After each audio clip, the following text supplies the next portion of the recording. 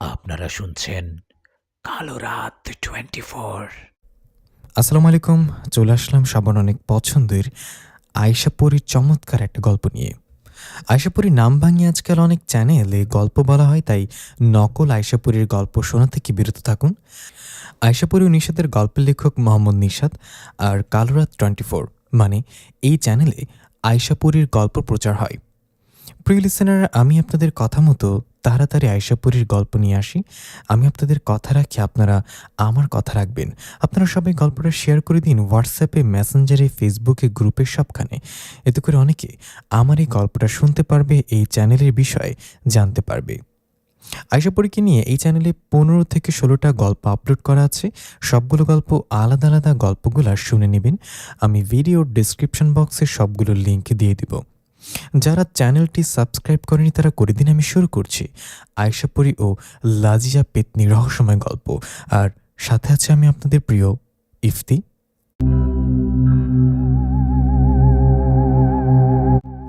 কে কোথায় আছো?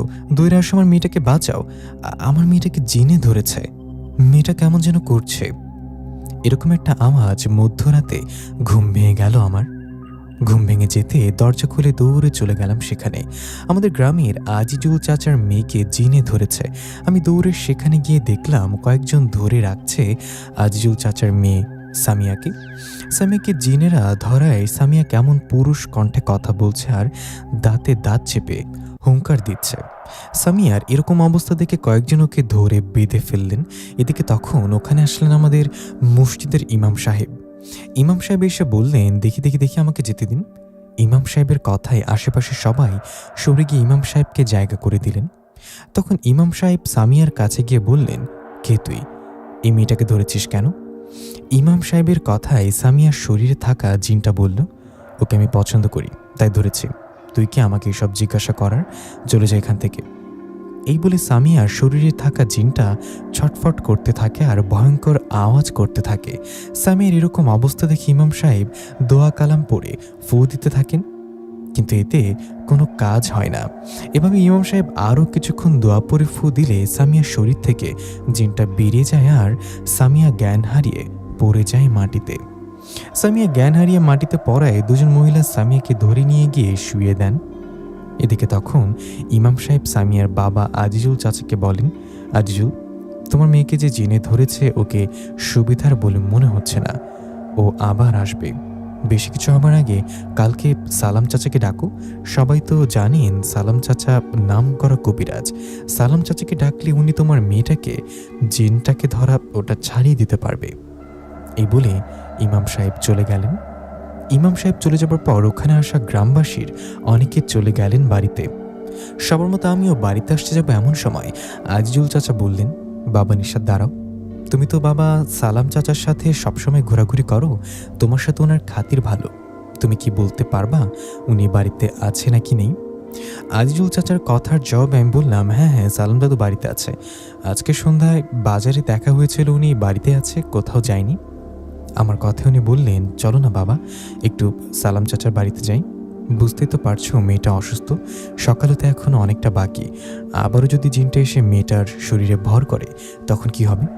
তুমি আমার সাথে চলো, বেশি সময় তো লাগবে না, 2-3 মিনিট কি এমন সময়। ওনার কথায় আমি মাথা নাড়িয়ে বললাম, ঠিক আছে চলুন। এই বলে ওনাকে নিয়ে চলে গেলাম সালাম দাদুর বাড়িতে।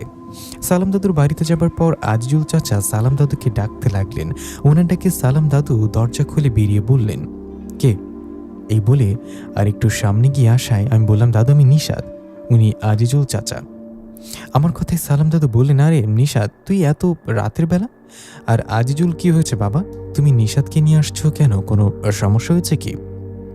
সালাম দাদুর কথার জবাবে আজিজুল চাচা বললেন, সালাম চাচা, আমার মেয়েটাকে জিনে ধরেছে। কেমন করছিল মেয়েটা। পরে ইমাম সাহেব এসে ঝাড়ফুঁক করায় জিনটা চলে গেছে, আপনি চলুন। ওনার কথায় সালাম দাদু বললেন, এখন কেমন আছে তোমার মেয়েটা? এখন ভালো আছে, শুয়ে আছে। আজিজুল চাচার কথায় সালাম দাদু বললেন, এখন শুয়ে আছে, শুয়ে থাকতে দাও। আমি কালকে সন্ধ্যায় তোমার বাড়িতে যাব আর তোমার মেয়ের শরীরে জিনটাকে হাজির করব। কিন্তু চাচা, আজকে রাতে যদি সমস্যা হয়? আল্লাহর রহমতে সমস্যা হবে না। আমি তোমাকে পানি পরে দিচ্ছি, এই পানিটা তোমার ঘরে ছিটিয়ে দিবে। আর তোমার মেয়ে জেগে গেলে ওকে একটু খাইয়ে দিবে। সালাম দাদুর কথায় উনি বললেন, ঠিক আছে চাচা। তখন সালাম দাদু পানি পরে দিলেন। পানি পরে দেয়ায় আমিও আজিজুল চাচার সেখান থেকে আবারও চলে আসলাম ওনাদের বাড়িতে। এরপর আমি বললাম, চাচা সালাম দাদু যেভাবে বললেন সেভাবে করেন, আমি তাহলে বাড়িতে যাই। এই বলে সেখান থেকে চলে আসলাম বাড়িতে। বাড়িতে এসে দরজা লাগিয়ে পেছন দিকে ঘুরে দেখি আয়েশাপুরি আমার দিকে তাকিয়ে আছে। আয়েশাপুরি কে জানেন? অনেকে জানেন, যারা জানেন না তাদের বলছি। আয়েশাপুরি আমার বউ। আয়েশাপুরীর হাতে বিশেষ ধরনের শক্তিশালী একটা চুড়ি আছে, যেটার শক্তি অনেক। আয়েশাপুরীর হাতের এই চুরির জন্য সাধারণ কোনো জিন পরি আয়েশাপুরীর সাথে শক্তি দিতে পারে না। আয়েশাপুরী আমার বউ, সালাম কবিরাজ আমার গ্রামবাসী দাদু। আয়েশাপুরী, সালাম দাদু সহ এই গল্পে ভয়ঙ্কর জিন পরিদের কাহিনী সামনে থাকবে, সবকিছু জানতে পারবেন। এখন গল্পে ফিরি। দরজা লাগিয়ে আয়েশাকে দেখে বললাম, ওমা এভাবে তাকিয়ে আছো কেন, তুমি ঘুমাওনি? আমার কথা আয়েশাপুরী বললেন, ঘুমেছিলাম, হঠাৎ জেগে দেখলাম তুমি নেই। পরে খোঁজ নিয়ে জানতে পারলাম তুমি সালাম দাদুর বাড়িতে গেছো। পরে তোমার সামনে আর না গিয়ে বাড়িতে চলে আসি। আয়েশার কথা আমি বিছানায় বসে বললাম, হ্যাঁ গিয়েছিলাম, ওই আজিজুল চাচার মেয়েকে জিনে ধরেছে। আমার কথা আয়েশা হাত উপরে তুলে বললেন, জানি আমি। তা তো জানবাই, তুমি তো পড়ি, অন্য জিন পরির বিষয়ে তো ভালোই খোঁজ খবর রাখো, তাই না? কালকে সালাম দাদু জিনটাকে হাজির করবে আর কথা বলবে, কাল দেখা যাবে কি হয়। এখন ঘুম পাচ্ছে, ঘুমালাম। এই বলে আমি ঘুমিয়ে গেলাম। পরের দিন সন্ধ্যাবেলায় সালাম দাদু আসলেন আজিজুল চাচার বাড়িতে। সালাম দাদু আসায় জিন ছাড়ানো দেখতে গ্রামের অনেক মানুষ ভিড় করেছে আজিজুল চাচার বাড়িতে। সবার মতো আমিও গিয়ে উপস্থিত হলাম সেখানে। আমি গিয়ে সালাম দাদুর পাশে বসে মজা করে বললাম, কবিরাজ সাবধানে দেখো, আবার সামিয়াকে ধরা জিন তোমাকে শূন্যে উড়িয়ে নিয়ে যায় না যেন আবার। আমার কথায় দাদু মুচকে এসে বলল, সমস্যা নেই, তখন তোর বউ আয়েশাপুরী আছে না, ও এসে আমাকে বাঁচাবে। দাদুর কথা আমি এবার হেসে বললাম, তাই না? তুমি তো নাম করো কবিরাজ, তোমাকে আবার কোনো জিন কি করবে? কাজ শুরু করো, রাত হচ্ছে, আরও লোকজনের ভিড়ও হচ্ছে। আমার কথাই সালাম দাদু বললেন, হ্যাঁ শুরু করছি। এই বলে সালাম দাদু আজিজুল চাচাকে বললেন, আজিজুল তোমার মেয়েকে আমার সামনে নিয়ে আসো। তখন সামিয়াকে দাদুর সামনে নিয়ে আসা হলো। সামিয়াকে সামনে নিয়ে আসার পর সালাম দাদু তার কাজ শুরু করলেন। দাদু সামিয়ার উপর জিন হাজির করলেন। সেই জিনটা সামিয়ার শরীরে ভর করে ভয়ঙ্কর কণ্ঠে বলে উঠলেন, কবিরাজ আমাকে হাজির করলি কেন? তখন সালাম দাদু বললেন, কে তুই? তুই সামিয়াকে ধরেছিস কেন? কেন মেয়েটাকে কষ্ট দিচ্ছিস? দাদুর কথার জবাবে জিনটা বলে উঠলেন, এর আগে বলেছিলাম না আমি এই মেয়েটাকে পছন্দ করি, ওকে বিয়ে করব। বিয়ে? কিসের বিয়ে? তো একটা জিন, আমরা মানুষ, এটা কি ভুলে গেলি? তোর পছন্দ অপছন্দের আমাদের কিছু যায় আসে না। তুই এখনই মেয়েটাকে ছেড়ে যাবি, যদি না যাস তো তোর পরিণতি ভয়ঙ্কর হবে। সালাম দাদুর এমন কথায় সামিয়ার শরীরে থাকা জিনটা হা করে হাসতে হাসতে বলল, তুই কি করবি আমার? তুই আমার কিছুই করতে পারবি না। আমি মেয়েটাকে পছন্দ করে ওকে বিয়ে করব। আমি ওকে অন্য কারোর সাথে বিয়ে হতে দিব না। তার মানে তুই যাবি না? শেষবারের মতো বলছি, যাবি না? তখন জিনটা বললেন, না যাব না। এদিকে তখন সেখানে উপস্থিত গ্রামবাসী সবাই বলতে লাগলেন, সালাম চাচা জিনটাকে মেরে ফেলুন, নইলে বন্দি করুন। সবার এরকম কথায় সালাম দাদু জিনটাকে উদ্দেশ্য করে বললেন, দেখলি সবাই কি বলে, তোকে বাঁচার একটা সুযোগ দিয়েছিলাম, তুই আমার কথা শুনলি না, এখন বোতলবন্দি হওয়ার জন্য রেডি হয়ে থাক। এই বলে সালাম দাদু জিনটাকে বন্দি করবে এমন সময় জিনটা হাসতে হাসতে বলল, কবিরাজ থাম বলছি, এখনই থাম, নইলে আমার বন্ধুরা তোদের কাউকে ছাড়বে না।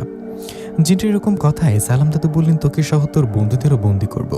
এই বলে দাদু আবারও ওকে বন্দি করতে গেলে হঠাৎ করে আশেপাশে প্রচণ্ড বাতাস শুরু হয়। আকাশ পরিষ্কার, ঝড় বৃষ্টি তো আসার কথা না, হঠাৎ করে এরকম বাতাস শুরু হলো কেন?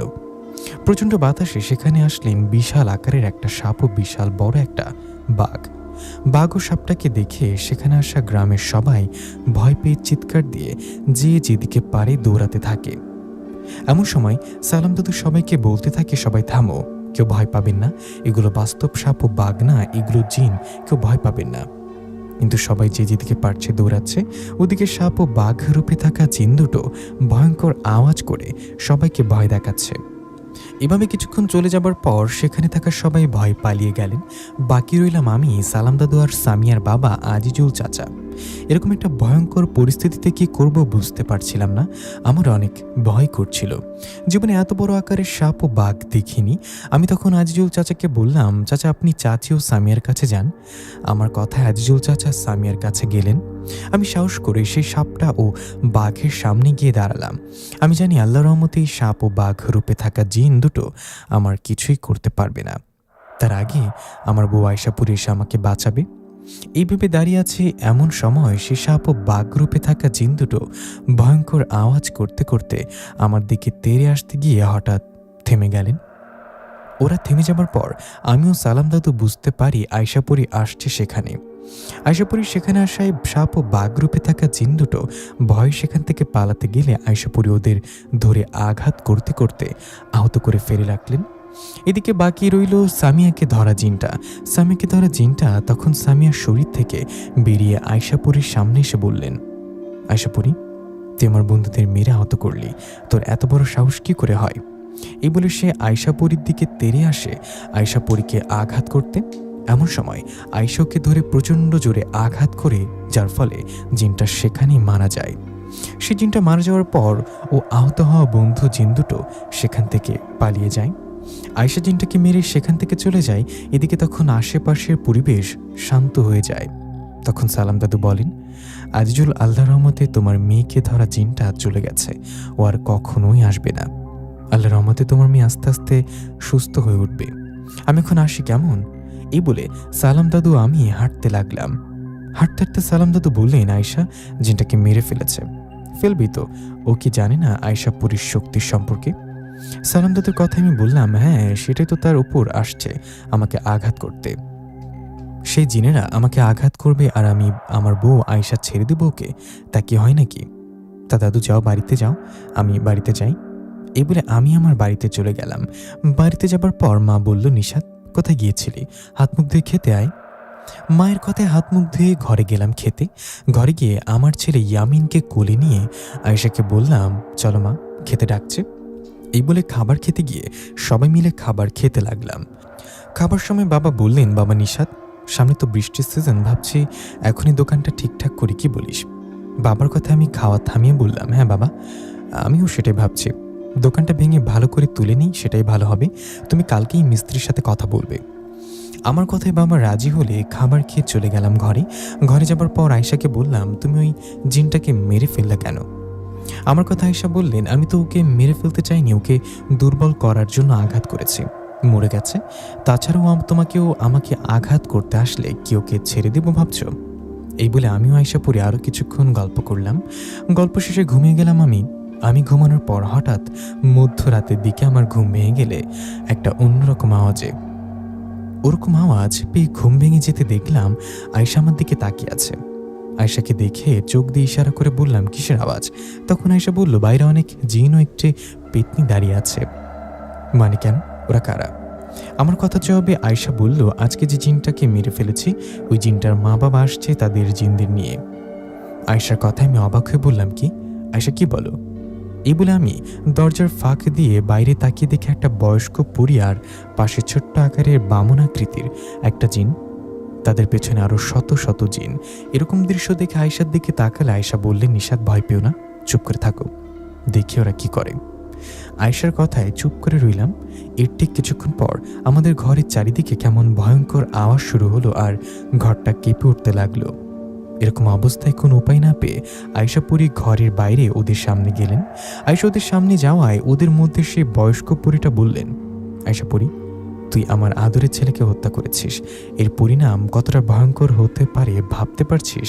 আমি তোকে সহ তোর পরিবারের তো শেষ করবই, সাথে গ্রামের কাউকেই বাঁচতে দেব না। সে বয়স্ক পরীর কথা এসে বললেন, আপনার ছেলে সামিয়া নামের একটা মেয়েকে ধরেছে, ওকে ধরার পর নানান রকম হুমকি দিচ্ছিলেন। শুধু তাই না, আমার স্বামীও আমাকে আক্রমণ করতে আসছিল, আর তখন আমি ওকে আঘাত করেও মারা যায়। আয়শাপুরী আমার অনেক আদরের ছেলে ছিল, তুই যে কারণে ওকে মেরেছিস, তো আমি আমার ছেলের হত্যার প্রতিশোধ নিব। সে বয়স্ক পরীর কথায় পাশে থাকা ছোট্ট আকারের বামন জিনটা বললেন, আয়শাপুরী, আমাদের ছেলেকে ছাড়িয়ে আমরা না যতটা কষ্ট পাচ্ছি, এর থেকে 1000 গুণ কষ্ট আমরা তোকে দেব। তোর পরিবারের আপনজনদের তোর সামনেই মেরে ফেলবো। সে বামন জিনটার কথায় সে রেগে গিয়ে বলল, এরকম সাহস কখনো দেখাবি না। মুখ দিয়ে একবার সে কথা বের করেছিস, দ্বিতীয়বার এরকম কথা মুখ দিয়ে বের করলে তোর কথা বলার মুখটাই থাকবে না। আয়শাপুরী এরকম কথায় সে বামন জিনটা হাসতে হাসতে বলল, তুই কাকে হুমকি দিস আয়শাপুরী? তুই জানিস আমি কে? আমি বামন গোত্রের জিন সর্দার, 1,00,000 জিনের সর্দার। আমি যদি একবার আদেশ করি তো আমার গোত্রের 1,00,000 জিন তোর উপর ঝাঁপিয়ে পড়বে, তোকে সহ তোর পরিবার শেষ করে দিবে। সে বামন জিনটার কথা আয়শা বললেন, তুই কি ভেবেছিস বামন আমি তোর কথা শুনে ভয় পেয়ে যাব? না, আমি আয়শা পড়ি আমার পরিবার, প্রিয়জন ও গ্রামের কারোর কোনো ক্ষতি করার চেষ্টা করলে তোর পুরো গোত্র ধ্বংস করে দেব। আয়শাপুরীর কথায় সে বয়স্ক পরী বললেন, আয়শাপুরী তুই কতটা শক্তিশালী দেখা যাবে। আজকের পর থেকে তোর জীবনটা অতিষ্ঠ করে তুলব।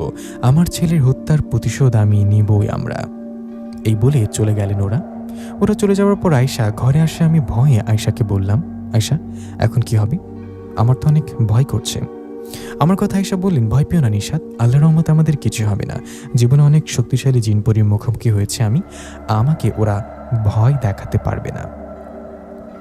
আয়শার কথা আমি ওর দিকে তাকিয়ে বললাম, আয়শা আমি তো ওদের সব কথা শুনলাম, ওদের দেখেছিও আমি। ওখানে 2 রকম জিনপরি দেখলাম কেন? ওখানে থাকা বয়স্ক পরীটা ছাড়া বামন আকৃতির জিন ছিল। ওরা দুজনে কি স্বামী স্ত্রী নাকি? আমার কথা আয়শা বললেন, হ্যাঁ, বামন আকৃতির জিনটা বয়স্ক পরীটার স্বামী। এরকম আসলে হয় খুব কম। বামন জিনেরা তাদের গোত্রে বিয়ে করে। ওদের ক্ষেত্রে হয়তো একটু আলাদা কিছু হয়েছে। সামিয়াকে ধরা জিনটাকে আমি মেরে ফেলায় ওর বাবা মা আমাদের পিছনে লেগেছে। তুমি কাল থেকে একটু সাবধানে চলবা, ভয় পেও না। আমি কালকেই সালাম দাদুর সাথে দেখা করে কথা বলে দেখি কি করা যায়। আয়শার কথা আমি রাজি হয়ে আবারও ঘুমিয়ে পড়লাম। পরের দিন সকালে খাবার খেয়ে মাকে বললাম, মা বাবা কোথায়? বাবা বলছিল না দোকানে ভেঙে আবার নতুন করে করবে, মিস্ত্রির সঙ্গে কথা বলতে বলেছিলাম, বলেছে কি? আমার কথায় মা বললেন, সে ব্যাপারে কথা বলতে গেছে তোর বাবা। ও তাহলে ঠিক আছে। এই বলে আমি চলে গেলাম সালাম দাদুর বাড়িতে। সালাম দাদুর বাড়িতে যাওয়ায় দাদু আমাকে উদ্দেশ্য করে বললেন, কিরে রাতে জিনেদের কেমন দেখলি? কতজন জিন আসছিল? সালাম দাদুর কথায় অবাক হয়ে বললাম, দাদু তুমি জানো কিভাবে? সত্যি অনেক জিন আসছিল, ওদের মধ্যে একজন পরী ছিল। ওদের বিষয়ে কথা বলতেই তো আসলাম। বলো না তুমি কিভাবে জানলে? আমার কথায় সালাম দাদু বললেন, সমস্যা তো তোদের সাথে ঘটেনি, আমার সাথেও ঘটেছে। ওই বামন আকৃতির জিনেরা আমার কাছেও আসছিল আমার ক্ষতি করতে, কিন্তু আমার কিছুই করতে পারিনি। সালাম দাদুর কথা এসে পড়ি ওখানে এসে বলল, গতকাল কিছু করতে পারিনি, সামনে হয়তো পারবে। দাদু আপনি তো কবিরাজ, আপনি নিশ্চয়ই বামন আকৃতির জিনেদের বিষয়ে জানেন। ওরা সহজে কারোর পিছু লাগলে ছাড়ে না। আমি ওদের সন্তানকে মেরে ফেলেছি। ওদের সন্তানকে মারায় ওরা আপনার উপরে যে কোনো সময় আক্রমণ করতে পারে। আয়শা কথায় সালাম দাদু বললেন, হ্যাঁ ঠিক বলেছ, ওরা আমাদের উপর আক্রমণ করার আগে আমাদের কিছু একটা করতে হবে। আমি বড় বাবা জিনকে ডাকি। বড় বাবা জিন তো বয়স্ক জিন, উনি ভালো মন্দ কিছু বলতে পারবে হয়তো। বড় বাবা জিনের বিষয়ে জানেন তো? যারা জানেন না তাদের বলছি। বড় বাবা জিন সালাম দাদুর বাবার বন্ধু ছিলেন। তখন থেকে বড় বাবা জিনের সাথে সালাম দাদুর পরিচয়। সালাম দাদুর কোনো জানার ইচ্ছা হলে বড় বাবা জিনকে ডাকেন আর সাহায্য নেন। তো সালাম দাদু বড় বাবা জিনকে ডাকতে যাবে এমন সময় আয়শাপুরি আমাকে বললেন, নিশাত দ্রুত বাড়িতে যাও, আমাদের ছেলে ইয়ামিনকে বামন জিনেরা ধরে নিয়ে যাচ্ছে। এ বলে আয়শা বাতাসে মিশে গেলেন। আয়শা বাতাসে মিশে যাওয়ার পর আমি দ্রুত চলে গেলাম বাড়িতে গিয়ে মাকে বললাম, মা ইয়ামিন কোথায়? আমার কথায় মা অবাক হয়ে বললেন, ইয়ামিন কোথায় মানে? তুই একটু আগে আমাকে বলে ইয়ামিনকে নিয়ে দোকানে গেলি। মায়ের এমন কথায় আমার মাথায় যেন আকাশ ভেঙে পড়ল। আমি তো ইয়ামিনকে নিয়ে যাইনি, এটা নিশ্চয়ই বামন জিনেদের কাজ। ওরা নিশ্চয়ই আমার রূপ নিয়ে আমার ছেলে ইয়ামিনকে ধরে নিয়ে গেছে। এই বিষয়টা আমি বুঝতে না পারলেও আয়শাপুরি নিশ্চয়ই বুঝতে পারছে। কিন্তু আয়শা কোথায় হতো তখন হঠাৎ করে চলে গেল। আমি এসব চিন্তা করছি, তখন মা বলল, কি রে কি চিন্তা করিস? আর ইয়ামিন কোথায়? তুই ওকে নিয়ে গেলে আবার তুই একে জিজ্ঞাসা করছিস ইয়ামিন কোথায়? মায়ের কথা জবাবে আমি বললাম, না মানে ইয়ামিন আয়েশার কাছে। এই বলে আবারও চলে গেলাম সালাম দাদুর কাছে। সালাম দাদুর কাছে যাবার পর দাদু আমাকে বললেন, নিশা কি হলো, তোর ছেলেকে পাইলি? না দাদু, ইয়ামিন বাড়িতে নেই। ওই বামন জিনেরা আমার রূপ নিয়ে ইয়ামিনকে নিয়ে গেছে। কি বলিস, আয়েশা কোথায়? দাদুর কথা জবাবে আমি আয়েশাকে স্মরণ করাই আয়েশা আসলেন সেখানে। আয়েশাকে দেখে আমি বলে উঠলাম, আয়েশা ইয়ামিনের কোনো খোঁজ পেলে? আমার কথা আয়েশা মন খারাপ করে বললেন, আমি সে বামন জিনে বয়স্ক পরীকে ধরার আগে ওরা ইয়ামিনকে ধরে বন্দি করে রেখেছে। আয়েশা কথায় সালাম দাদু বললেন, আয়েশা ওরা কিন্তু তোমার উপর খুব রেগে আছে। তুমি ওদের ছেলেকে হত্যা করায় ওরা রেগে ইয়ামিনের কোনো ক্ষতি করতে পারে। যা করার এখনই করতে হবে। আমি বড় বাবা জিনকে ডাকি, তুমি ও বড় বাবা জিন এখনই চলে যাও বামন জিন রাজ্যে ইয়ামিনের কাছে। এই বলে সালাম দাদু বড় বাবা জিনকে ডাকায় সেখানে সে হাজির হলেন বড় বাবা জিন। বড় বাবা জিন আসায় সালাম দাদু দিয়ে সব ঘটনা ওনাকে খুলে বললেন। সব শুনে বড় বাবা জিন আয়শাকে বললেন, আয়শা, আমাদের এখনই যেতে হবে তোমার ছেলে ইয়ামিনের কাছে। বড় বাবা জিনের কথায় আয়শা রাজি হলেন, আর তখনই দুজনে চলে গেলেন সেই বামন জিন রাজ্যে। বড় বাবা জিন ও আয়শাপুরী সেই বামন জিন রাজ্যে যাবার পর আয়শাকে দেখে সেই বামন জিন বললেন, আয়শাপুরী, তুই এসেছিস, জানতাম আসবি, তোকে যে আসতেই হবে। তোর কলিজার ধন, তোর ছেলে যে আমাদের কাছে বন্দি। সে বামন জিন সর্দারের কথা আয়শা বললেন, দেখুন সর্দার, ভুলটা আমারই, আমি স্বীকার করছি আমারই ভুল। আমি সেদিন খোঁজ না নিয়ে সামিয়াকে ধরা জিনকে আঘাত করে মেরে ফেলেছি। সাবিনাকে ধরা জিনটা যে আপনাদের ছেলে আমি জানতাম না। আমি ভুল করেছি, সেই জন্য ক্ষমা চাচ্ছি। এর বিনিময়ে আমাকে যা শাস্তি দিবেন দিন, তবুও আমার ছেলেকে কিছু করবেন না। দয়া করে আমার ছেলে ইয়ামিনকে ছেড়ে দিন। আয়েশার কথায় সে জিন সর্দার হাসতে হাসতে বলল, ছেড়ে দেব? ছেড়ে দেবার জন্য তো তোর ছেলে ইয়ামিনকে ধরে আনিনি আয়েশা পড়ি। তোর ছেলেকে ধরে নিয়ে আসছি তোর সামনে হত্যা করতে। তুই আমাদের ছেলেকে হত্যা করেছিস, আমি তোর সামনে তোর ছেলেকে হত্যা করব। মৃত্যুর প্রতিশোধ হবে মৃত্যু। বামন জিন সর্দারের কথায় বড় বাবা জিন বললেন, দেখুন সর্দার, আয়শাপুরী তো আপনার ছেলেকে মারতে চায়নি, ওকে আঘাত করেছে আর ও মারা গেছে। এটা কিন্তু ইচ্ছে করে মারা নয়, তাই দয়া করে ইয়ামিনকে ছেড়ে দিন। বড় বাবা জিনের কথায় সে বামন জিন সর্দার বললেন, তুই কি আমাকে বোঝানোর? তুই আয়শাপুরীর হয়ে গোলামি করবি না? এই বলে উনি আদেশ করলেন ইয়ামিনকে সামনে নিয়ে আসার। বামন জিন সর্দারের আদেশে ওখানে ইয়ামিনকে নিয়ে আসলে জিন সর্দার বললেন, আয়শাপুরী, এখন দেখ, তোর সামনে তোর ছেলেকে মেরে ফেলবো, নিজের সন্তানের মৃত্যু দেখতে কেমন লাগে দেখ।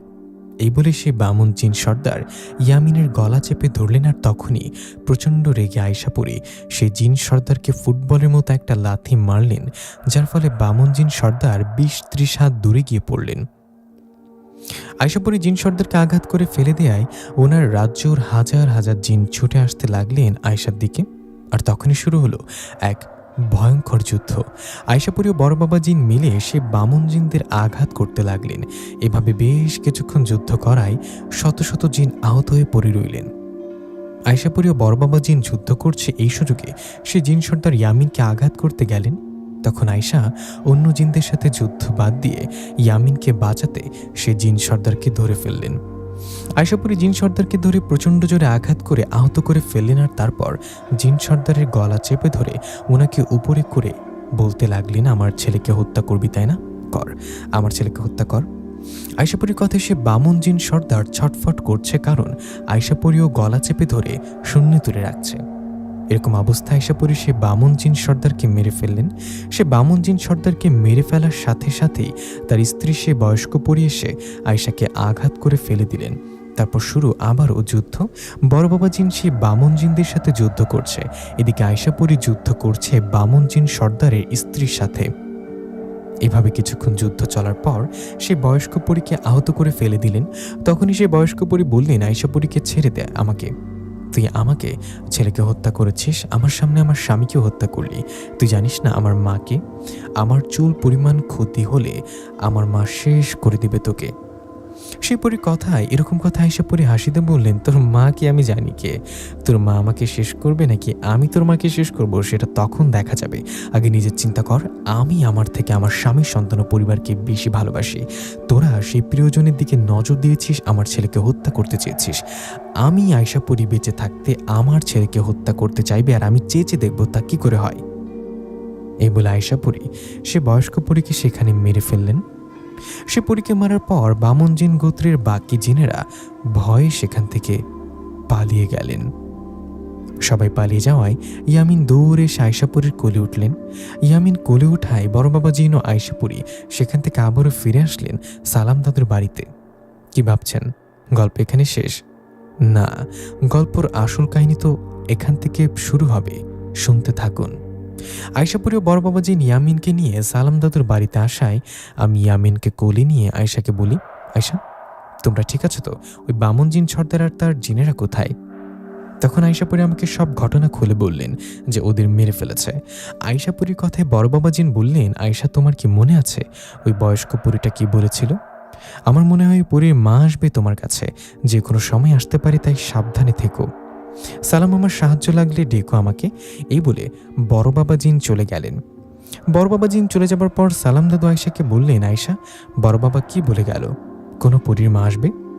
সালাম দাদুর কথা জবাবে আয়শা বললেন, আরে সেই বামুন জিন সর্দার স্ত্রী বয়স্ক পরীটা আছে না, ওকে মারার সময়ও বলেছিল, আয়শা পরী, আমার মাকে চিনিস না, আমার মা তোদের ছাড়বে না।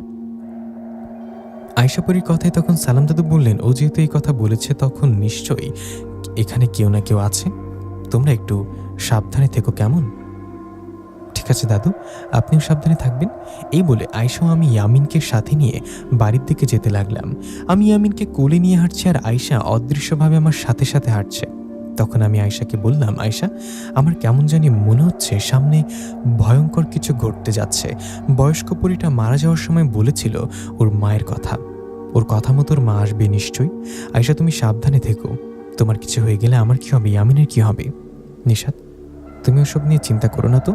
আমার সাথে যুদ্ধ করতে হলে বিশেষ ধরনের শক্তিশালী জিনপুরে আসতে হবে, যার মাঝে বিশেষ ক্ষমতা আছে, সে পারবে আমার সাথে যুদ্ধ করতে। ওরকম ছাড়া কোনো জিনপুরে আসলে আমার কিছুই করতে পারবে না। আয়শার কথা আমি আর কথা না বাড়িয়ে দুজনে চলে গেলাম বাড়িতে। বাড়িতে যাবার পর মা বললেন, এই তো ইয়ামিন আসছে। বৌমা নিশাত বলল, তুমি ইয়ামিনকে নিয়ে কোথাও গেছো? তখন আয়শা পরি আমার দিকে তাকিয়ে বলল, মাকে বললেন, মা, ওই জিনরাজ যেটু গিয়েছিলাম। আয়শা পরীর কথায় মা কিছু না বললে আমিও আয়শা চলে গেলাম ঘরে।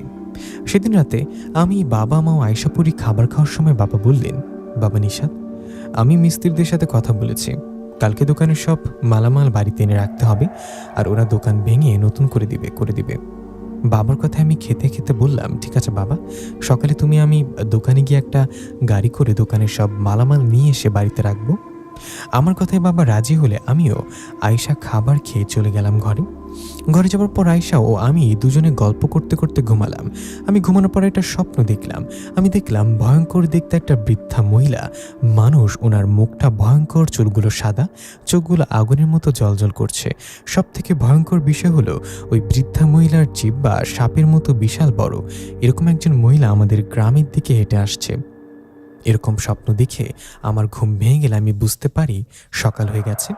সকাল হলে বিছানা থেকে উঠে হাত মুখ ধুয়ে খাবার খেতে খেতে আয়শাকে বললাম, আয়শা শোনো না, আমি না রাতে ভয়ঙ্কর একটা স্বপ্ন দেখেছি। আমি দেখি একটা ভয়ঙ্কর বৃদ্ধা মহিলা, যার চোখে ও মুখে ভয়ানক দেখতে, আর তার জিহ্বা সাপের মতো লম্বা হয়ে নড়াচড়া করে।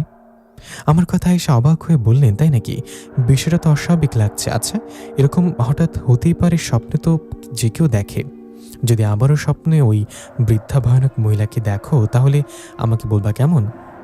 আয়শা কথায় রাজি হয়ে খাবার খেয়ে মাকে বললাম, মা, বাবা কোথায়? দোকানের মালামালগুলো নিয়ে আসার কথা বাবাকে বের হতে বলো।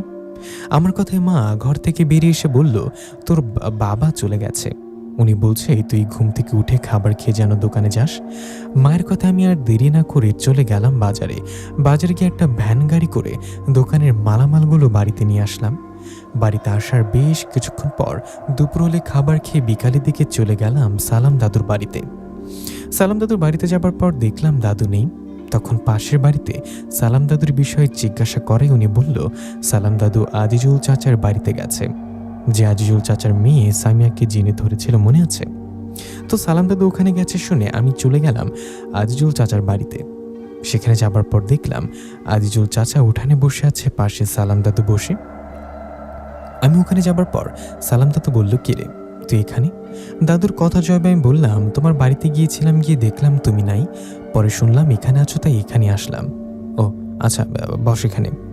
দাদুর কথায় আমি এসে বসলাম। দাদু, এখানে কোনো সামিয়া আবার কোনো সমস্যা হয়েছে নাকি? আমার কথায় সালাম দাদু মাথা নাড়িয়ে বললেন, সামিয়া না, আজিজুলের সমস্যা হয়েছে। দাদুর কথায় আজিজুল চাচার দিকে তাকিয়ে জিজ্ঞাসা করলাম, চাচা কি হয়েছে আপনার? তখন আজিজুল চাচা তার বাম হাতটা কষ্ট করে উপরে তুলে বলল, এই হাতটা নাড়াচাড়া করতে পারছি না, প্রচণ্ড ব্যথা করছে। গতকাল রাতে আমার সাথে ভয়ঙ্কর একটা ঘটনা ঘটেছে, তাই তো সালাম চাচাকে ডাকলাম। আজিজুল চাচার কথায় আমি জিজ্ঞাসা করলাম, কি হয়েছে? তখন আজিজুল চাচা বললেন, গতকাল রাতে আমি শুয়েছিলাম, হঠাৎ মধ্যরাতের দিকে আমার ঘুম ভেঙে যায় কারোর ডাকে। আমার ঘুম ভেঙে যাওয়ায় আমি দরজা খুলে বাইরে বের হই, কিন্তু কাউকে দেখতে পাই না। এদিকে তখন আমার ঘরের পেছন থেকে আবারও কেউ আমাকে ডাকে।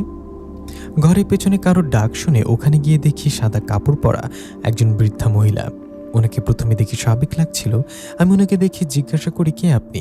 আপনি আমার নাম নিয়ে ডাকছেন কেন?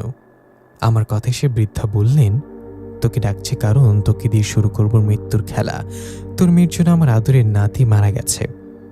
সে বৃদ্ধা মহিলার কথায় আমি কিছু না বুঝে বললাম, আপনি কি বলছেন? আমাকে দিয়ে মৃত্যুর খেলা শুরু করবেন মানে কি? আর আমার কারণে আপনার কোন নাতি মারা গেছে? আমার কথায় সে বৃদ্ধা মহিলা এবার তার রূপ পরিবর্তন করে ভয়ঙ্কর একটা রূপ নেন।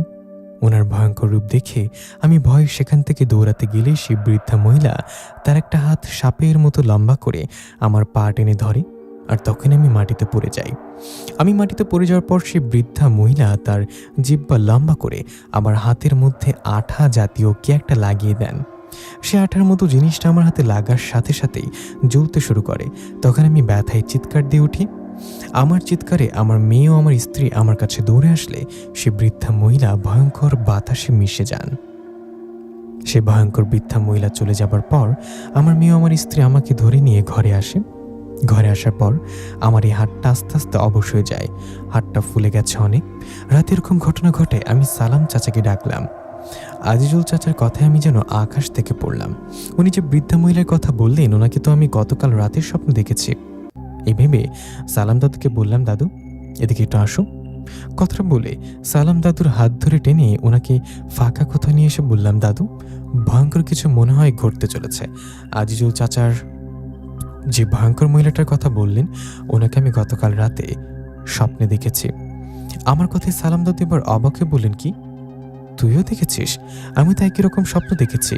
কি বলো দাদু, তুমি আমার মতো স্বপ্ন দেখেছ? দাদু বিষয়টা কিন্তু একদম স্বাভাবিক না, এখন কি করবা? আজিজুল চাচার সাথে এরকম কেন ঘটলো এটা কি জানো? তখন দাদু বললেন, না এরকম ঘটনা তো আগে কখনো শুনিনি। এই ঘটনার সঠিক মানে জানতে আয়েশা পরি নইলে বড় বাবা জিনের কাছে জানতে হবে। ওরা জিন জাতি, জিনেরা জিনেদের খবর সঠিকটা জানে। এই বলে সালাম দাদুর আজিজুল চাচার কাছে গিয়ে বললেন, আজিজুল তোমাকে যে ভয়ঙ্কর বৃদ্ধ মহিলাটা ভয় দেখিয়েছে, ও কিন্তু সাধারণ কোনো মহিলা না, ও একটা ডাইনি নইলে পেতনি হবে। তুমি আমাকে একটু সময় দাও, আমি আরো ভালোভাবে যেন সন্ধ্যার দিকে তোমার বাড়িতে আসবো, কেমন? এই বলে সালাম দাদু আমাকে নিয়ে তার বাড়িতে আসলেন। সালাম দাদু বাড়িতে এসে আমাকে বললেন, নিশাত আয়েশা পরীকে ডাকো, আমি বড় বাবা জিনকে ডাকছি। দাদুর কথা আমি আয়েশা পরীকে ডাকলাম, ওদিকে সালাম দাদু ডাকলেন বড় বাবা জিনকে। আমারও সালাম দাদু ডাকে আয়েশা পরী ও বড় বাবা জিন আসলে সালাম দাদু সব ঘটনা খুলে বললেন। সালাম দাদু বললেন, আমিও নিশাদ একই রকম স্বপ্ন দেখেছি। আমি যাকে দেখেছি আজিজুল চাচা তাকে বাস্তবে দেখেছে। আজিজুলের হাতে আঠার মতো কিছুটা লাগিয়ে দিয়েছে। এই বৃদ্ধা মহিলাকে আর আজিজুলের সাথে কেন এমন করলো, এই বিষয়গুলো খোঁজ নিয়ে দেখুন দুজনে। সালাম দাদুর কথা আয়েশা পরী ও বড় বাবা জিন দুজনে বেশ কিছুক্ষণ সময় খোঁজ নিয়ে আবারও ফিরে আসলেন। ওরা আসার পর বড় বাবা জিন সালাম দাদুকে উদ্দেশ্য করে বললেন, সালাম, আমাদের যেটা ভয় ছিল সেটাই হলো। আয়েশা পরী যে বামুন জিন সর্দার ও বয়স্ক পরীটাকে হত্যা করেছিল মনে আছে? বয়স্ক পরীটা মারা যাবার সময় বলেছিল না, আমার মা তোমাদের ছাড়বে না। ওর কথা সত্যি হয়েছে। ওর মা তোমাদের এই গ্রামে আসছে। যে আসছে এ কোনো সাধারণ কেউ নন, ও একটা ভয়ঙ্কর শক্তিশালী পেতনি। ওর নাম লাজিজা। এই লাজিজা পেতনির বয়স অনেক বেশি। ও কালো জাতের মাধ্যমে এমন একটা শক্তি নিজের আয়ত্তে নিয়ে আসছে যার ফলে ও মানুষদের মাঝে রোগ ছড়াতে পারে। লাজিজা পেতনি তার জিহ্বা দিয়ে মানুষের শরীরে আঠার মতো কিছুটা লাগিয়ে দেয়, যার ফলে তার হাত বা পা আস্তে আস্তে পচে গলে যেতে শুরু করবে। এভাবে দ্রুত কিছুদিনের মধ্যে তার পুরো শরীর পচে গলে এসে মারা যাবে। বড়বাবা জিনের কথায় সালাম দাদু অবাক হয়ে বললেন, তাহলে আজিজুলও কি লাজিজা পেতনির ছাড়ানো রোগে পড়েছে? তখন বড় বাবা জিন মাথা নাড়িয়ে বললেন, হ্যাঁ, আজিজুল বাড়ি থেকে ঘটনা শুরু হয়েছে, তাই লাজিজা পেতনি প্রতিশোধ নিতে আগে আজিজুলের উপর রোগ ছড়িয়েছে। এরপর হয়তো তার পরিবার ও গ্রামবাসীর উপর নজর দিবে। লাজিজা পেতনির শুধু গ্রামবাসী আজিজুলের উপর প্রতিশোধ নিবে না, আমাদের উপরও নেয়ার চেষ্টা করবে। লাজিজা পেতনির মেয়ের জামাই ও নাতিকে হত্যা করেছে আয়েশা পরী, তাই আয়েশা পরী সহ ওর পরিবারের সবাইকে বেশি সতর্ক থাকতে হবে। বড় বাবা জিনের কথায় আয়েশা বললেন, আমি জানি সেটা, তাই এখন থেকে নিশাত সহ আমার শ্বশুর শাশুড়ি সবাইকে সাবধান করে দেব। আয়েশা কথায় সালাম দাদু বললেন, বড় বাবা এখন কি করব? আমি আজিজুলকে বলে আসছি আজ সন্ধ্যায় যাব তার বাড়িতে, ওখানে গিয়ে এখন কি করব? লাজিজা পেতনি তো আজিজুলের শরীরে রোগ ছড়িয়ে দিয়েছে, এখন কি তাহলে আজিজুলকে বাঁচবে না? তখন বড় বাবা জিন বললেন, আল্লাহ চাইলে বাঁচবে না, না চাইলেও ওনাকে বাঁচানো যাবে না, কারণ লাজিজা পেতনির যে রোগ ছড়ায় এটার চিকিৎসা আমরা এখানে জানি না। তবু তুমি আর সন্ধ্যায় আজিজুলের বাড়িতে যাও, গিয়ে আমরা তোমাকে একটা আমল শিখে দিই। তুমি এই আমলটা করে লাজিজা পেতনিকে হাজির করার চেষ্টা করো আর কথা বলো। বড় বাবা জিনের কথায় সালাম দাদু রাজি হয়ে তাই করলাম। আর সেদিন সন্ধ্যাবেলায় আমিও সালাম দাদু চলে গেলাম আজিজুল চাচার বাড়িতে। সালাম দাদুর সাথে আমিও ছিলাম। আমিও সালাম দাদু আজিজুল চাচার বাড়িতে গেলাম। ওদিকে অদৃশ্যভাবে আমাদের সাথে গেলেন আয়শাপুরী ও বড় বাবা জিন। ওখানে যাবার পর সালাম দাদু আজিজুল চাচাকে বললেন, আজিজুল, আমাকে একটা ফাঁকা ঘর দাও। তুমি গত রাতে যে ভয়ঙ্কর বৃদ্ধাকে দেখেছো, উনি একটা পেতনি, আমি দেখি সেই পেতনিকে হাজির করতে পারি কিনা। সালাম দাদুর কথায় ওনাকে একটা ফাঁকা ঘর দেয়া হলো। তখন সালাম দাদু আমাকে বললেন, নিশাত, তুই ওদের সাথে আলাদা ঘরে থাক, আমার সাথে আসিস না, কারণ লাজিজা পেতনি আমার ডাকে হাজির হবার পর হঠাৎ আক্রমণ করতে পারে। বুঝতে পারছিস লাজিজা পেতনি কতটা শক্তিশালী। সালাম দাদুর কথায় আমি আজিজুল চাচাদের সাথে অন্য ঘরে গেলাম। ওদিকে তখন ফাঁকা ঘরে সালাম দাদু যাবার পর লাজিজা পেতনিকে হাজির করার চেষ্টা শুরু করলেন। এভাবে বেশ কিছুক্ষণ কেটে গেলেন, কিন্তু এতেও কোনো লাভ হলো না। সালাম দাদুর ডাকে সেই পেতনি হাজির হলেন না। অনেক চেষ্টা করেও পেতনিকে হাজির করতে না পেরে সালাম দাদু সেই ঘর থেকে বেরিয়ে এসে বললেন, আজিজুল, সে পেতনি তো কোনোভাবে হাজির হচ্ছে না, আমাকে আবার কালকে চেষ্টা করতে হবে, আমি আরও ভালোভাবে জেনে নিয়ে কিভাবে পেতনিকে হাজির করা যায়। এই বলে সালাম দাদু আমি বাড়ির দিকে যেতে থাকি। আমরা বাড়ির দিকে যাওয়ার সময় ফাঁকা একটা জায়গায় যাওয়া হঠাৎ আমাদের ঘিরে ধরলেন কালো পোশাক পরা ভয়ানক দেখতে শত শত জিন। শত শত জিন আমাদের ঘিরে ধরায় আমার কাছে আসলেন বড় বাবা জিন ও আয়শাপুরী। আয়শাপুরী ও বড় বাবা জিন আমাদের পেছনে দাঁড়িয়ে আছে। ওদিকে সামনে পেছনে সবখানে ঘিরে রাখছে জিনেরা। এমন সময় সেখানে এসে হাজির হলেন ভয়ঙ্কর সেই লাজিজা পেতনি। লাজিজা পেতনির চেহারা বাস্তবে আমি প্রথম দেখলাম। ওর চোখে মুখ খুব ভয়ানক দেখতে। লাজিজা পেতনি সেখানে এসে আয়শাপুরীকে উদ্দেশ্য করে বললেন, কেমন আছিস আয়শাপুরী? জানি ভালো নেই, তোকে ভালো থাকতেও দিব না। আমার প্রধান শত্রু তুই। তোদের সবাইকে তো আমি ভয়ঙ্করভাবে মারব, তার আগে তোদের গ্রামের সবাইকে শেষ করেছি। গ্রামের সবার মাঝে রোগ ছড়িয়ে ওদের মারব, কিন্তু তোরা কাউকে সাহায্য করতে পারবি না। তোরা কাউকে সাহায্য করতে না পেরে ব্যর্থ হলে আমার দেখতে ভালো লাগবে। আয়শাপুরী, তুই আমার নাতি, আমার মেয়ের জামাই, সবাইকে হত্যা করিস না। আমি তোর সামনে তোর পরিবারকে ভয়ঙ্কর মৃত্যু দেব। লাজিজা পেতনির কথা আয়শাপুরী লাজিজা পেতনির মুখের কাছে গিয়ে চোখে চোখ রেখে বললেন, তোর মেয়েও এরকম সাহস করেছিল, তার পরিণাম কি হয়েছে জানিস তো লাজিজা? তুই গ্রামের সবার মাঝে রোগ ছড়াবি, আমার পরিবারের সবাইকে মারবি, এটা দেখে কি আমি বসে থাকবো? আমার হাতে মরতে না চাইলে এখনই এসব বন্ধ কর আর চলে যায় এই গ্রাম থেকে। আয়শাপুরীর কথা লাজিজা পেতনি বিকট শব্দে হাসতে হাসতে বলল, আমি তোদের সবার জন্য অভিশপ্ত হয়ে আসছি, কাউকেই ছাড়বো না আমি। লাজিজা পেতনির কথায় আয়শাপুরী লাজিজার উপর আক্রমণ করলেন। তখন শুরু হলো লাজিজা পেতনি ও আয়শাপুরীর যুদ্ধ। আয়শাপুরীর হাতে শক্তিশালী ছুরি থাকায় আয়শাপুরী অনেক শক্তিশালী জানেন নিশ্চয়ই। ওদিকে লাজিজা পেতনির শক্তিও কম না, কারণ লাজিজা পেতনি কালো জাদুর মাধ্যমে নিজের শক্তি বাড়িয়েছে। দুজনে যুদ্ধ করছে, একজন আরেকজনকে আঘাত করছে। এভাবে ওদের মাঝে বেশ কিছুক্ষণ যুদ্ধ চলার পর আয়শাপুরী ও লাজিজা পেতনি দুজনেই দুর্বল হয়ে গেলেন। তখন লাজিজা পেতনি বললেন, আয়শাপুরী, আমার সাথে লাগতে আসবি না, আমার যা করার আমি করব। আমি গ্রামের সবাইকে শেষ করব, তোকে সহ তোর পরিবারের সবাইকেও শেষ করব। আজকে পর তুই আমার কাছে বাধা হয়ে দাঁড়ালে গ্রামের মানুষকে ছেড়ে তোর পরিবারের পেছনে আগে লাগবো। এই বলে বাতাসে মিশে গেলেন লাজিজা পেতনি ও তার অনুসারী জিনেরা। ওরা চলে যাবার পর আমি আয়শার কাছে গেলাম আর বললাম, আয়শা, তুমি ঠিক আছো তো? তখন আয়শা আমার হাত ধরে বলল, হ্যাঁ। এই বলে আয়শা সালাম দাদুকে বললেন, দাদু, আপনি বাড়িতে যান, আমিও নিশাত বাড়িতে যাই, সাবধানে থাকবেন। বুঝতে পারছেন লাজিজা পেতনির বিষয়। আয়শার কথায় বড় বাবা জিন চলে গেলেন, সালাম দাদুও চলে গেলেন বাড়িতে। ওরা বাড়িতে যাবার পর আমিও আয়শাপুরী বাড়িতে চলে আসলাম। বাড়িতে আসার পর আয়শা বললেন, নিশাত, মা বাবাকে বলে দাও এখন থেকে কারোর ডাকে যেন বাড়ি থেকে বের না হয়, আর বাবাকে বলে দিবা রাতের বেলা যেন বাজারে না যায়। বুঝতে পারছো লাজিজা পেতনির কোনো সময় যে কোনো সময় রোগ ছড়িয়ে দিতে পারে। আয়শার কথা মতো আমি তাই করলাম, মা বাবাকে সাবধান করে দিলাম। এই ঘটনার পরের দিন থেকে শুরু হলো লাজিজা পেতনির অত্যাচার। লাজিজা পেতনি আজিজুল চাচার শরীরে রোগ ছড়ানোর পর ওনার মেয়ে সামিয়ার শরীরেও রোগ ছড়ালেন। এরপর একই রাতে গ্রামের আরও কয়েকজনের শরীরে রোগ ছড়ালেন। আজিজুল চাচার শরীরে রোগ ছড়ানোর পর উনি ডাক্তার দেখিয়েছিলেন। ডাক্তার ওনাকে দেখে মলম ও ওষুধ দিয়েছিল, কিন্তু এতে কোনো লাভ হয় না। লাজিজা পরি তার জিহ্বা সাপের মতো করে শরীরে যে আঠার মতো বিষ লাগিয়ে দেন, সেটার কারণে শরীরে পচে যেতে শুরু করে। এভাবে কেটে গেল 2টা দিন। দুদিনের মধ্যে গ্রামের বেশ কয়েকজনের শরীরে এরকম রোগ ছড়ানোর ফলে সবাই মিলে জড়ো হয়ে সালাম দাদুর বাড়িতে আসলেন।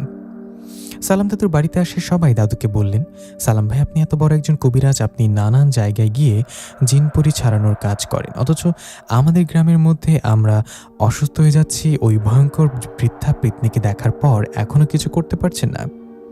সবার কথায় সালাম দাদু বললেন, দেখুন, হঠাৎ কিছু কেউ আক্রমণ করলে সেটা বোঝা যায় না।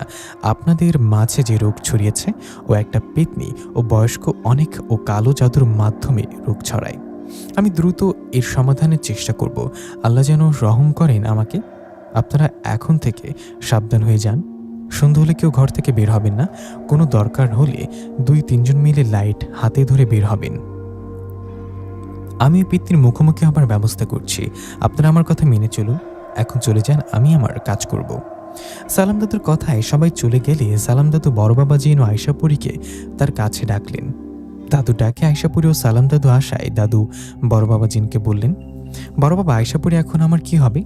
গ্রামের অনেকের মাঝে রোগ ছড়িয়ে লাজিজা পেতনি এখন গ্রামের সবাই আমার কাছে আসছে, এখন কি করব?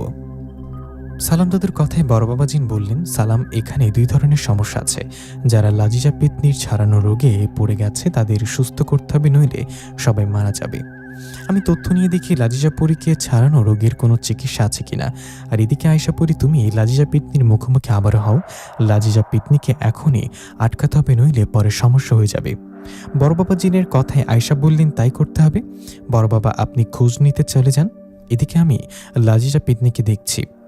আয়শার কথায় বড় বাবা জিন চলে গেলেন। উনি চলে যাবার পর আয়শা সালাম দাদুকে বললেন, দাদু, আমি এখন বাড়িতে যাই, আপনি সাবধানে থাকবেন। আমি আপনাকেই আজকে এই লাজিজা পেতনির মুখোমুখি আবার হব। এই বলে বাড়িতে চলে আসলেন আয়শা পরি। আয়শাকে দেখে আমি বললাম, কোথায় গিয়েছিলাম?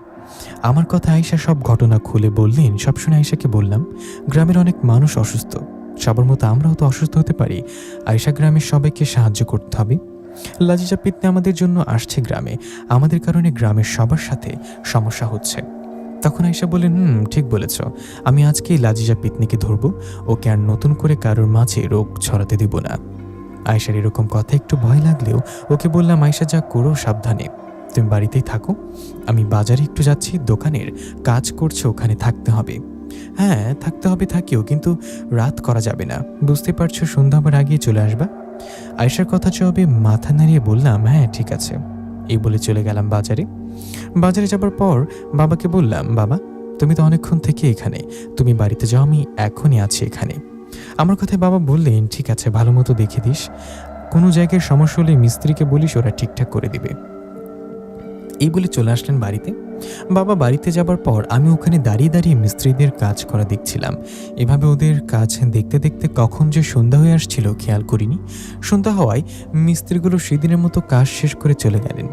এদিকে তখন আমি দ্রুত হাঁটতে লাগলাম বাড়ির দিকে। আমি বাড়ির দিকে যাওয়ার সময় অনেক ভয় করছিল, না জানি কখন লাজিজা পেতনি চলে আসে। এসব ভাবছি আর দ্রুত বাড়ির দিকে হাঁটছি। এদিকে তখন আমার ভয়টাকে সত্যি করে সেখানে আসলেন কালো পোশাক পরা 2 জন জিন। সেই জিন 2 জনকে দেখে আমি ভয়ে দাঁড়িয়ে উঠে বললাম, কি আপনারা কে? ওরা তখন ভয়ঙ্কর কণ্ঠে বলে উঠল, আমরা লাজিজা পেতনির অনুগত জিন, আমরা আসছি তোকে ধরে নিয়ে যেতে। সেই জিনদের কথা আমি ভয়ে আয়শাপুরীকে স্মরণ করলাম, আর তখনই সেখানে আসলেন আয়শাপুরী। আয়শাপুরী আসায় সেই জিন 2 জন ভয়ে দ্রুত সেখান থেকে পালিয়ে গেলেন। জিন 2টা চলে যাবার পর আয়শা আমাকে বললেন, তোমাকে না বলেছি সন্ধ্যা হবার আগে বাড়িতে আসবা, আমি না আসলে কি হতো, চলো বাড়িতে চলো। এই বলে আয়শা আমি কথা বলতে বলতে বাড়ির দিকে যেতে লাগলাম। আমি আয়শা কথা বলতে বলতে বাড়ির কাছাকাছি যেতে অবাক হয়ে গেলাম, কারণ বাড়ির কাছে গিয়ে দেখি হাজার হাজার জিন, হাজার হাজার জিনের মাঝে দাঁড়িয়ে লাজিজা পেতনি, আর লাজিজা পেতনির পাশে আমার বাবা, মা, আমার ছেলে ইয়ামিনও দাঁড়িয়ে আছে। আমার ওখানে যাওয়ায় লাজিজা পেতনি আয়শার দিকে তাকিয়ে বলল, আয়শা, পড়ে আসছো, আসো আসো, তোমার অপেক্ষায় তো করছি আমি। শুনলাম তুমি আমাকে খুঁজছো আমার সাথে যুদ্ধ করার জন্য। যুদ্ধ তো একবার করছিলে, তখন যুদ্ধ করে কি মনে হয়নি আমাকে এত সহজে হারাতে পারবে না? তুমি আমাকে খুঁজছিলে যুদ্ধ করতে, তোমাকে আর খুঁজতে হবে না, আমি ইচ্ছা করি তোমার কাছে চলে আসছি। তোমার সাথে যুদ্ধ করার আগে তোমার ছেলেও তোমার শ্বশুর শাশুড়ির ব্যবস্থা করে নেই। বল ওদের কিরকম মৃত্যু দেখতে চাস? এই বলে বিকট শব্দে হেসে উঠলেন লাজিজা পেতনি। এদিকে লাজিজা পেতনির কথায় আয়শা বলাবলি করলেন, লাজিজা, আমার বাবা ও মা আমার সন্তানের শরীরে একটু আঁচড় পড়লে তোকে ছাড়বো না। তোকে এমনভাবে মারবো যেটা দেখে তোর অনুগত জেনেরাও ভয়ে পালিয়ে যাবে এখান থেকে। আয়েশা কথা লাজিজা রেগে গিয়ে বললেন, দেখ, যা কর, কে কি করতে পারিস কর, আমি এখানে দাঁড়িয়ে আছি। এই বলে লাজিজা পেতনি আমাদের ছেলে ইয়ামিনকে হাত চেপে ধরলেন আর তার জিহ্বাটা সাপের মতো বের করলেন। তখন আয়েশা লাজিজা পেতনির দিকে যেতে গেলে লাজিজা পেতনি বললেন, সাবধান আয়েশা পড়ি, আমার দিকে এগোনোর চেষ্টা করলে তোর ছেলের শরীর আমার জিহ্বা লাগাবো। তুই তো জানিস আমার জিহ্বা লাগলে তোর ছেলের শরীরে রোগ ছড়িয়ে পড়বে, তখন তোর ছেলের শরীর পুষতে শুরু করবে আর কিছুদিনের মধ্যে ও মারা যাবে। যদি ছেলের মৃত্যু না চাস তো ওখানে দাঁড়িয়ে থাক। লাজিজা পেতনির কথায় আয়শা উপায় না পেয়ে সেখানে দাঁড়িয়ে রইলেন। ওদিকে তখন লাজিজা পেতনির মা বাবার দিকে এগিয়ে গেলে তখনই সেখানে আসলেন ফাতেমা পরী। ফাতেমা পরীকে জানেন? যারা জানেন না তাদের বলছি, ফাতেমা পরী হলো আয়শা পরীর মতো শক্তিশালী। আয়শা পরীর হাতে যেমন শক্তিশালী চুড়ি আছে, ফাতেমা পরীর হাতেও সেরকম শক্তিশালী চুড়ি আছে। একদিন ফাতেমা পরীকে সাহায্য করেছিল আয়শা পরী, তখন থেকে ফাতেমা পরী ও আয়শা পরীর পরিচয় আর তাদের মতো বন্ধুত্বের একটা সম্পর্ক তৈরি হয়ে গেছে। তো ফাতেমা পরী সেখানে এসে লাজিজা পেতনিকে আঘাত করে ফেলে দেন। তখন আয়শা পরী দ্রুত গিয়ে ইয়ামিনকে নিয়ে মা বাবার কাছে দেন আর একদিকে দাঁড়াতে বললেন। ওদিকে ফাতেমা পরীর আঘাতে লাজিজা পেতনি পড়ে গিয়ে রেগে তার অনুগত জিনদের আদেশ করলেন যুদ্ধ করার জন্য। লাজিজার কথায় ওর অনুগত জিনেরা ফাতেমা পরী ও আয়শা পরীর সাথে যুদ্ধ করতে লাগলেন। আয়শা পরী ও ফাতেমা পরী জিনেদের সাথে যুদ্ধ করার মাঝে আবার লাজিজা পেতনিকে আঘাত করেন। এভাবে বেশ কিছুক্ষণ যুদ্ধ চলার পর লাজিজা পেতনি রেগে একটা গর্জন করেন আর তার জিহ্বা সাপের মতো করে লম্বা করে আমার পাশের মধ্যে তার আঠার মতো বিষ লাগিয়ে দেন। লাজিজা পেতনির আমার গায়ে এরকম বিষ লাগিয়ে দিয়ে আমি চিৎকার করে উঠি। ওদিকে তখন যুদ্ধ থেমে যায় আর আয়শা দ্রুত আমার কাছে এসে আমাকে জড়িয়ে ধরে লাজিজা পেতনির দিকে তাকিয়ে বলে, সেটা কি করলি? তখন লাজিজা পেতনি হাসতে হাসতে বললেন, তোর স্বামীর মাঝে রোগ ছড়িয়ে দিলাম, বারবার আমার কাজে বাধা দেয়, তাই না আয়শা পরী? আমাকে বারবার আঘাত করবে, আমি তোকে ছেড়ে দেব? তোকে তো ছাড়বো না। তোর স্বামীর মাঝে রোগ ছড়ালাম, এখন বাঁচা, তোর স্বামীকে কিভাবে বাঁচাবি?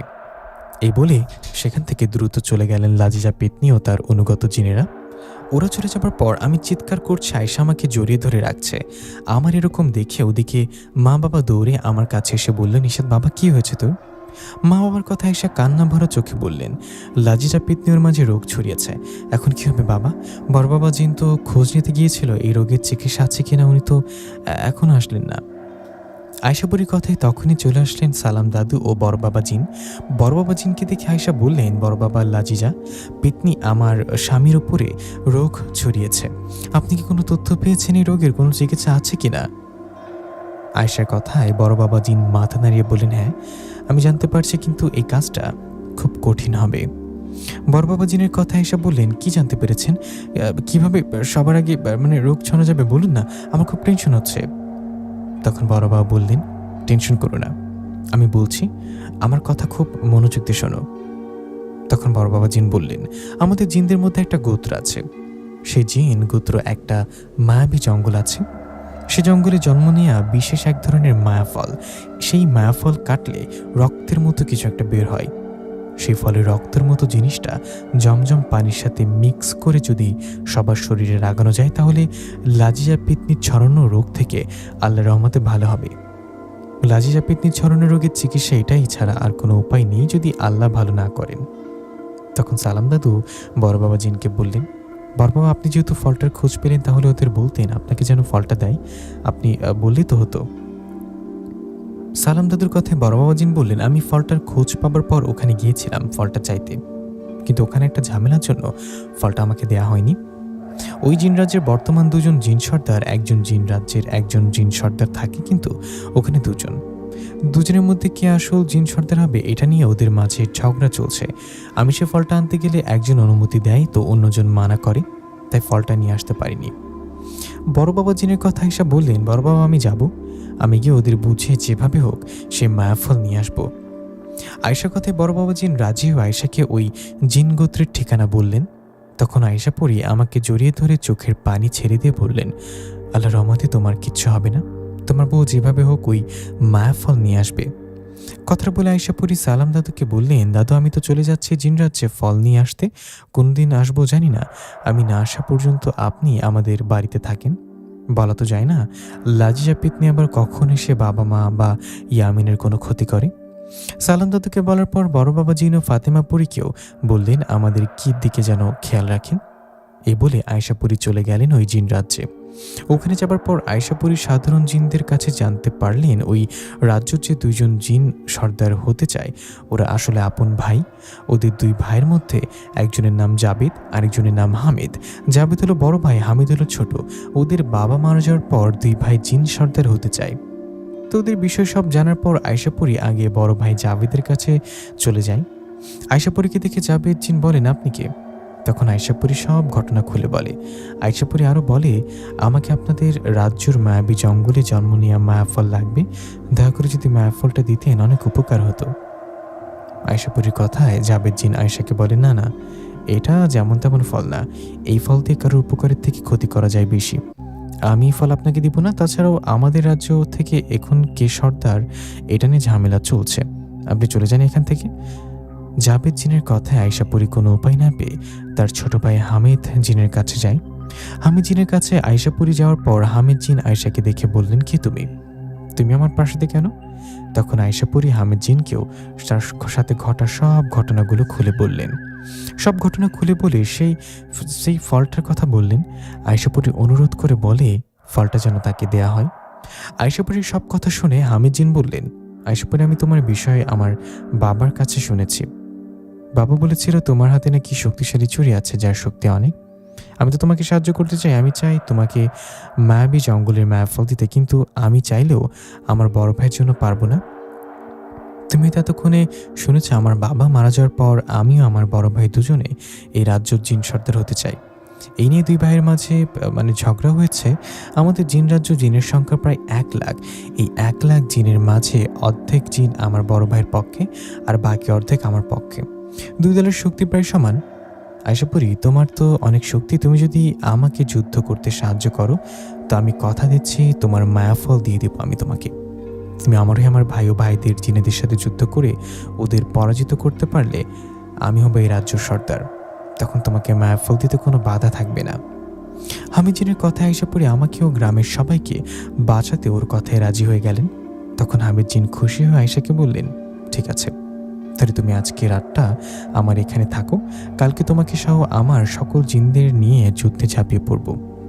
হামিদ জিনের কথা আয়েশা পরি ওখানে থাকেন সেই রাতটা। এদিকে লজিজার পেতনির ছাড়ানো রোগে আক্রান্ত হয়ে আমার অবস্থা খারাপ। আমার পা থেকে শরীর ছড়িয়ে পড়েছে, পুরো শরীরে ব্যথা, এক পাও এক হাত নড়াচড়া করতে পারছে না। শুধু আমি না, লাজিজার পেতনির ছাড়ানো রোগে আক্রান্ত সকলের অবস্থা খুবই খুবই খারাপ। লাজিজা পেতনি প্রথমে আজিজুল চাচা ও তার মেয়ের উপর রোগ ছড়িয়েছিল, ওদের মধ্যে আজিজুল চাচা বেছে নেই, সে মারা গেছে। আজিজুল চাচা মারা যাওয়ায় ভয় সবার অবস্থা খারাপ, শরীরে মাংস পচে যাওয়ার অনেকেই ডাক্তারের চিকিৎসা নিয়েছেন, কিন্তু এতে কোনো লাভ হয়নি। আয়েশা পরি জিন রাজ্যে এদিকে সেদিকে ছুটে ছুটে সুযোগ খুঁজে লাজিজা পেতনির সুযোগের অপেক্ষায় থাকেন আমার বাবা মা আমার ছেলে ইয়ামিনের ক্ষতি করতে। সালাম দাদু, ফাতেমা পরি ও বড় বাবা জিনের জন্য তা করতে পারে না। আমরা সবাই আয়েশা পরি অপেক্ষা করতে থাকি। ওদিকে রাত পেরিয়ে সকাল হয়। সকাল হলে হামিদ জিন তার সৈন্য রেডি করে আয়েশাকে নিয়ে যায় তার ভাই জাবেদ জিনের কাছে। জাবেদ জিনের কাছে সৈন্য সকল জিনদের নিয়ে যাবার পর জাবেদ জিন তার ছোট ভাই হামিদকে বলেন, হামিদ, তুই এর আগেও আমার সাথে যুদ্ধ করেছিস, তুই ভালো করে জানিস আমার সাথে যুদ্ধে পারবি না, আমি হব এই রাজ্যের জিন সর্দার। বড় ভাই জাবেদ জিনের কথায় হামিদ জিন বলেন, বড় ভাই তুমি হয়তো জানো না আমার সাথে এখন কে আছে। আমার সাথে আছে আয়েশা পরি। আমি আয়েশা পরিকে মায়াফল দেব, বিনিময়ে আয়েশা পরি আমার হয়ে তোমার ও তোমার সৈন্যদের সাথে যুদ্ধ করবে। হামিদ জিনের কথায় জাবেদ জিন আয়েশার দিকে তাকিয়ে বলল, আয়েশা পরি তুমি এখান থেকে চলে যাও, আমার ভাইয়ের মাঝখানে এসো না, তুমি চলে না গেলে আমার ভাইয়ের সাথে তোমার অবস্থাও খারাপ করব। জাবেদ জিনের কথায় আয়েশা পরি বলেন, আমি আপনাকে অনুরোধ করলাম আমাকে মায়াফল দিতে, আমার স্বামী সহ গ্রামের সবাই রেগে আক্রান্ত, কিন্তু আপনি ফলটা দিতে রাজি হলেন না। আমাদের সবাই খুব খারাপ একটা রোগে আক্রান্ত হয়েছে। তবু আপনি ফলটা দিতে রাজি না হলেও আপনার ভাই আমাকে ফলটা দিতে রাজি ঠিকই হয়েছে। আমার যেভাবে হোক ফলটা চাই, এর বিনিময়ে আপনার সাথে যুদ্ধ করতে হলেও। আয়শাপুরীর কথায় জাবেদ জিন রেগে যায়। রেগে গিয়ে তার সৈন্য জিনদেরকে বলে আয়শাপুরী ও হামিদ জিনের সাথে যুদ্ধ করতে। জাবেদ জিনের কথায় জিন তার আয়শাপুরীর দিকে তেড়ে আসে। এদিকে তখন হামিদ জিন তার সৈন্যদের হুকুম করার আগে আয়শাপুরী হামিদ জিনকে বলে, কাউকে লাগবে না, আমি একাই পারবো আপনার ভাই জাবেদ ও তার জিনদের সাথে যুদ্ধ করতে। এ বলে আয়শাপুরী যুদ্ধ করতে থাকে, আর মুহূর্তেই জাবেদ জিনের সৈন্য জিনদের আহত করতে থাকে। আয়শাপুরী একাই ওরা শত শত হাজার হাজার, তবুও আয়শাপুরীর সাথে যুদ্ধে তারা কেউ পারছে না। এভাবে বেশ কিছুক্ষণ যুদ্ধ চলার পর আয়শাপুরী হাজার হাজার জিনকে আহত করে ফেলে দিলেন। এসব দেখে জাবেদ জিন রেগে আয়শাপুরীর দিকে তেড়ে আসলে আয়শাপুরী জাবেদ জিনকে আঘাত করতে লাগলেন, আর একসময় জাবেদ জিনকে আহত করে ফেললেন। জাবেদ জিনকে গুরুতর আহত করার পর আয়শাপুরী বললেন, আজ থেকেই রাজ্য সর্দার হবে হামিদ জিন। এই বলে আয়শাপুরী হামিদ জিনের হাত উঁচু করে ধরলেন। হামিদ জিন সৈন্য জিনদের আওয়াজ করে হামিদ জিন সর্দার হিসেবে মেনে নেন। আয়শাপুরী জাবেদ জিনকে আহত করে হামিদকে সর্দার হিসেবে ঘোষণা দেওয়ার পর হামিদ জিন খুশি হয়ে আয়শাকে নিয়ে যায় তার প্রাসাদে। সেখানে যাবার পর আয়শা হামিদ জিনকে বলেন, আমি আপনার কথা মতো আপনার ভাইয়ের সাথে যুদ্ধ করে ওনাকে পরাজিত করেছি। আজ থেকে আপনি হবেন এই রাজ্যের জিন সর্দার। আমি আপনার কথা রেখেছি, এবার আপনি আপনার কথা মতো মায়াফল এনে দিন আমাকে। আয়শাপুরীর কথায় হামিদ জিন বলেন, হ্যাঁ অবশ্যই, আমি আমার কথা রাখবো। আপনি এখনই আমার জিনকে মায়াফল নিয়ে আসতে পাঠাচ্ছি। আমার জিনকে, তুমি আজ আমার প্রাসাদে থাকো, কাল মায়াফল নিয়ে যাবে। তখন আয়েশা বললেন, আমার স্বামী সহ গ্রামের সবাই বিপদে আছে, আমাকে তাড়াতাড়ি যেতে হবে মায়াফল নিয়ে। হ্যাঁ অবশ্যই যাবে, কিন্তু আজকে আমার প্রাসাদে থেকে তারপর যাও। তুমি আমার হয়ে যুদ্ধ করেছ, তোমার কাজে আমি অনেক খুশি। তোমাকে আজ আহ্বান না করলে কেমন দেখায়? তুমি ওই ঘরটাতে যাও, আরাম করো। হামিদ জিনের কথা আয়েশা আরও বেশি জোরাজুরি না করলে ঘরে গেলেন, আর সেদিনটা হামিদ জিনের প্রাসাদেই থাকলেন। পরের দিন আয়শাপুরীকে সুন্দর সুন্দর খাবার দেয়া হলো। খাবার দেয়ায় আয়শাপুরী খাবার খেয়ে হামিদ জিনকে বললেন, আপনাকে অনেক ধন্যবাদ আমাকে এত সুন্দর আপ্যায়ন করার জন্য। এখন আমার মায়াফল দিন। আয়শাপুরীর কথায় হামিদ জিন কয়েকটা মায়াফল দেখিয়ে বলল, এই যে তোমার জন্য মায়াফল নিয়ে আসছি আমি তোমাকে মায়াফল দিব, তার আগে তোমাকে একটা প্রস্তাব দিই। আমার প্রস্তাবে রাজি হতে হবে। তুমি অনেক শক্তিশালী, তোমার যুদ্ধ করার শক্তি ও পাওয়ার দেখে আমি তোমার প্রেমে পড়ে গেছি। আমি তোমাকে বিয়ে করতে চাই। হামিদ জিনের কথা আয়েশা অবাক হয়ে হামিদ জিনকে দিকে তাকিয়ে বললেন, কি আপনি কি মজা করছেন নাকি? তখন হামিদ জিন বললেন, না একটু মজা না, আমি সত্যি তোমাকে পছন্দ করে ফেলেছি, আমি তোমাকে বিয়ে করতে চাই। তখন আয়েশা বললেন, না কিন্তু আমি তো বিবাহিতা, আপনি তো সবই জানেন। সব জেনে আমাকে বিয়ে করার কথা বলা বোকামি। আমার স্বামী আছে, সন্তান আছে, আমার স্বামী সহ অনেকে রেগে ও রোগে আক্রান্ত, তাই সব না বলে দয়া করে আমাকে মায়াফলটা দিয়ে দিন। আয়শাপুরীর কথায় হামিদ জিন বললেন, আগে আমাকে বিয়ে করতে হবে। তোমার মতো শক্তিশালী পরী হলে আমার রাজ্য ভালো থাকবে, আমিও মাথা তুলে রাজ্য শাসন করতে পারবো। তুমি যাকে বিয়ে করেছো সে তো একটা মানুষ, পরী হয়ে মানুষের সাথে সংসার করবে কেন? তুমি সংসার করবে আমার সাথে। হামিদ জিনের এসব কথা শুনে আয়েশা এবার কান্না ভরা চোখে অনুরোধ করতে লাগলেন হামিদ জিনকে। কিন্তু হামিদ জিন বললেন, না, আমার একটাই কথা, আমাকে বিয়ে করো, আমি তোমাকে মায়াফল দিব, যত লাগে তা লাগে সবই পাবে। ওর এরকম কথা আয়েশা এবার কান্না করতে করতে বললেন, আমার স্বামীকে বাঁচাতে হবে, দয়া করে এমনটা করবেন না। আমি আপনার হয়ে আপনার ভাইয়ের সাথে যুদ্ধ করলাম, এর বিনিময়ে আমাকে মায়াফল দিতে চাইছেন, আমি আপনার কথা রাখবো, দয়া করে আমাকে ফলটা দিয়ে দিন। কিন্তু না, আয়শাপুরীর কান্নাতেও হামিদের জিনের মন গলে না। হামিদ জিন বলে, আমাকে বিয়ে করো, তাহলে সব পাবে। এই বলে সামনে এগিয়ে এসে আয়শাপুরীর হাত ধরায় সাথে সাথে আয়শাপুরী হামিদ জিনকে লাথি মেরে ফেলে দিলেন। আয়শাপুরীর আঘাতে হামিদ জিন রেখে তার জিনদের আদেশ করলেন আয়শাপুরীকে ধরে যেন বন্দি করা হয়। হামিদ জিনের আদেশে ওনার শূন্য জিনেরা আয়শাপুরীকে ধরতে আসলে আয়েশা ওদের সবাইকে আঘাত করে ফেলে দেন। তখন হামিদ জিন আরও অনেক শক্তিশালী জিনদের আদেশ করেন। হামিদ জিনের আদেশে শত শত জিন আসলে সবাইকে মুহূর্তে আহত করে ফেললেন আয়শাপুরী। তখন হামিদ জিন আয়েশার দিকে তেড়ে আসলে আয়শাপুরী হামিদ জিনকে অনেক আঘাত করে ওখানেই আহত করে ফেলে রাখেন। আয়েশা হামিদ জিনকে আহত করে মায়াফল হাতে নিয়ে বললেন, কাউকে কথা দিলে সে কথা রাখতে হয়, তার দুর্বল দিক জানার পর সুযোগ খুঁজতে হয় না। আপনাকে ভালো করে অনুরোধ করে বললাম, মায়াফল দিলেন না, এখন আমাকে বিয়ে করার শখ মিটে গেছে তাই না? মায়াফলগুলো দেওয়ার কারণে মেরে ফেললাম না, এবারের মতো বেঁচে গেলেন। এই বলে মায়াফলগুলো নিয়ে আয়শাপুরী চলে আসলেন বাড়িতে। আয়শা বাড়িতে আসার সবাই বললেন, ওই তো আয়শা ফিরে আসছে। তখন আয়শা সোজা আমার ঘরে এসে আমার পাশে বসে আমার হাত ধরে বললেন, নিশাত, আমি আসছি, আল্লাহর রহমতে মায়াফল নিয়ে আসছি, আল্লাহ চাইলে তুমিও গ্রামবাসী এখন সুস্থ হবা। আয়শাপুরীর কথায় সালাম দাদু বললেন, আয়শা, তুমি মায়াফল নিয়ে আসছো দেখে খুশি হলাম। আমাদের আর দেরি করা ঠিক হবে না। আমার কাছে জমজমের পানি আছে, তুমি এই ফলগুলো কাটো, ওগুলো কেটে ওখান থেকে বেরোনো রক্তর মতো জিনিসটা আমার কাছে থাকা জমজমের পানির সাথে মিশিয়ে নিশাতের শরীরে দাও, আর বাকি ফলগুলো আমাকে দাও, আমি এখনই গ্রামের আক্রান্ত হওয়া সবার শরীরে লাগিয়ে দেই। সালাম দাদুর কথা আয়েশা তাই করলেন। বিসমিল্লা বলে সে মায়াফল কেটে ওখান থেকে বেরোনো রক্তের মতো জিনিসটা জমজমের পানি দিয়ে মিশিয়ে আমার শরীরে লাগিয়ে দিলেন। এরপর বাকি ফলগুলো নিয়ে গিয়ে গ্রামের আক্রান্ত হওয়া সবার শরীরে লাগিয়ে দিলেন। ওগুলো সবার শরীরে লাগিয়ে দেওয়ার পরের দিন সালাম দাদু, আয়শাপুরী, বড় বাবা জিন ও ফাতেমাপুরী সবাই আবার একসাথে হন। সবাই একসাথে হয়ে সেদিন রাতে লাজিজা পেতনিকে ধরার প্ল্যান করেন। লাজিজা পেতনিকে ধরার প্ল্যান করে আয়শাও সবাই ধরতে যাবে। এমন সময় লাজিজা পেতনি তার অনুগত হাজার হাজার জিনকে নিয়ে ওখানে আসে। লাজিজা পেতনি আয়শাকে উদ্দেশ্য করে বলেন, আয়শাপুরী, শেষমেশ আমার ছড়ানো রোগের চিকিৎসা খুঁজে বের করলি, আমার ছড়ানো রোগ থেকে সবাইকে মুক্ত করলি, তোর চিকিৎসা হয়তো ওরা সুস্থ হবে, কিন্তু তোর কি হবে? আজ আমি আমার অনুগত জিন ছাড়া আমার বন্ধু কয়েকজন শক্তিশালী জিনকে ডেকেছি, আজ তুই সহ সবাইকে এখানেই মেরে ফেলবো। লাজিজা পেতনির কথা আয়শাপুরী রেগে লাজিজার দিকে তাকিয়ে রইলেন। তখন লাজিজা পেতনি হাসতে হাসতে বললেন, কি মৃত্যুর কথা শুনে ভয় পেয়ে গেলি আয়শাপুরী? লাজিজা পেতনির হাসি দেখে আয়শা লাজিজা পেতনিকে দিলেন এক লাথি। লাথি মেরে লাজিজা পেতনিকে ফেলে দেয় লাজিজা পেতনির অনুগত জিনেরা আয়শাপুরী, বড় বাবা জিন ও ফাতেমাপুরীর সাথে যুদ্ধ শুরু করলেন। ভয়ঙ্কর এক যুদ্ধ চলছে।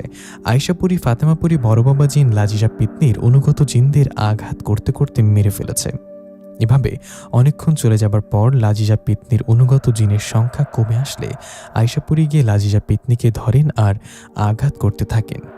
আয়শাপুরী একের পর এক আঘাতে লাজিজা পেতনি চিৎকার করতে লাগলেন। লাজিজা পেতনির চিৎকারে আয়শা আর মায়া না করে লাজিজা পেতনিকে মেরে ফেলবে এমন সময় দুজন জিন এসে আয়শাপুরীকে আঘাত করে ফেলে দিলেন। আয়শাকে আঘাত করার সবাই থেমে গেলেন। তখন আয়শা পিছনে ঘুরে দেখলেন ওকে আঘাত করেছে জাবেদ ও হামিদ জিন। ওরা দুই ভাই একসাথে হয়ে ওদের সকল সৈন্য জিনদেরকে নিয়ে আসছেন। ওরা এসে আয়শাপুরীকে বললেন, আয়শাপুরী, তুমি আমাদের দুই ভাইকে আঘাত করে আহত করেছ, নিজেকে কি ভাবো আমাদের দুই ভাই আঘাত করবা আর আমরা বসে থাকব? তোমার আঘাতে আমরা দুই ভাই শত্রুতা ভুলে একসাথে হয়েছে তোমাকে মেরে ফেলার জন্য। জাবেদ ও হামিদ জিনের কথা আয়শাপুরী বললেন, দেখুন, আমি ইচ্ছে করে আপনাদের আঘাত করিনি, আপনাদের কাজকর্মে আমাকে আঘাত করতে বাধ্য করেছে। এখানে লাজিজা পেতনিকে শিক্ষা দিচ্ছি, দয়া করে আপনারা এর মাঝে আসবেন না।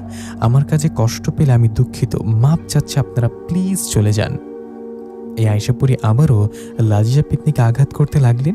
এদিকে ঠিক তখনই জাবেদ ও হামিদ জিন আয়শাকে আঘাত করে ফেলে দিলেন আর বললেন, আঘাতের বদলা আঘাত করে নিব, আমরা তোমাকে ছাড়ব না। কথাটা বলে জাবেদ ও হামিদ জিন তাদের সৈন্যদের নিয়ে আয়শাপুরী, বড় বাবা জিন ও ফাতেমাপুরীর সাথে যুদ্ধ শুরু করলেন। আয়শাপুরী, ফাতেমাপুরী ও বড় বাবা জিন হামিদ ও জাবেদ জিনের সৈন্য জিনদের সাথে যুদ্ধ করছে। এই সুযোগে সেখান থেকে পালিয়ে গেলেন লাজিজা পেতনি। লাজিজা পেতনি পালিয়ে যাবার বেশ কিছুক্ষণ পর আয়শাপুরীর খেয়াল করলেন লাজিজা পেতনি সেখানে নেই, ও পালিয়ে গেছে। লাজিজা পেতনি পালিয়ে গেছে দেখে আয়শাপুরী প্রচণ্ড রেগে জাবেদ জিন ও হামিদ জিন দুই ভাইকে প্রচণ্ড জোরে আঘাত করতে করতে লাগলেন আর বলতে লাগলেন, তোদের কাছে মাপ চাইলাম, তবু মাপ করলি না। তোদের কারণে লাজিজা পেতনি পালিয়ে গেল, তোদের কারণে পালিয়েছে না, এখন তোদের জান নিয়ে নেব। এই বলে রেগে আয়শা জাবেদ ও হামিদ জিনকে আঘাত করতে করতে মেরে ফেললেন। জাবেদ ও হামিদ জিনকে মারা যেতে দেখে বাকি সকল জিন পালিয়ে গেলেন সেখান থেকে। সবাই পালিয়ে যাবার পর বড় বাবা জিন ও ফাতেমাপুরী তিনজন তিন দিক দিয়ে বেরিয়ে পড়লেন লাজিজা পেতনিকে খুঁজতে। কিন্তু এতে কোনো লাভ হলো না, কেউ আর খুঁজে পেলেন না লাজিজা পেতনিকে। লাজিজা পেতনিকে খুঁজে না পাওয়ায় আয়শাপুরী বুঝতে পারেন লাজিজা পেতনি কালো জাদুর মাধ্যমে মায়াজাল সৃষ্টি করে নিজের আত্মা গোপন করেছে, যার ফলে লাজিজা পেতনি কোথায় আছে সেটা খুঁজে পাওয়া যাচ্ছে না। লাজিজা পেতনিকে খুঁজে না পেয়ে বড় বাবা জিন ও ফাতেমাপুরী আয়শাপুরীর কাছে বিদায় নিয়ে চলে যায়। এই ঘটনার পর আমি সহ গ্রামের সবাই লাজিজা পেতনির ছড়ানো সেই রোগে আক্রান্ত হয়েছিলাম। সবাই আল্লাহর রহমতে এখন সুস্থ আছি, আর কোনো সমস্যা হয়নি আমাদের। প্রিয় লিসেনার, লাজিজা পেতনি কিন্তু মারা যায়নি। লাজিজা পেতনি পালিয়ে গেছে। আয়শাপুরি পরবর্তী কোনো এক গল্পে এই লাজিজা পেতনিকে আবার ফিরে আনা হবে।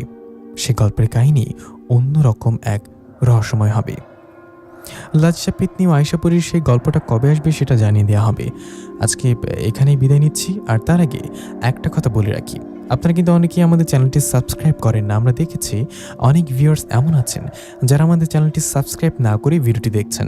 আপনারা প্লিজ, আমি রিকোয়েস্ট করবো, দয়া করে সাবস্ক্রাইব করে দিবেন, যাতে করে আমাদের নতুন ভিডিও বানাতে আরও বেশি আগ্রহ জন্ম নেয়।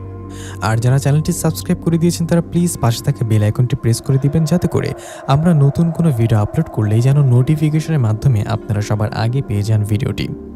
তো ধন্যবাদ, এই পর্যন্তই আজকে বিদায় নিচ্ছি। দেখা হবে পরবর্তী কোনো গল্প নিয়ে। সে সাথে সবাই ভালো থাকবেন, সুস্থ থাকবেন। সাথে ছিলাম আপনাদের সবার প্রিয় ভয়েস আর্টিস্ট আমি ইফতি। আসসালামু আলাইকুম।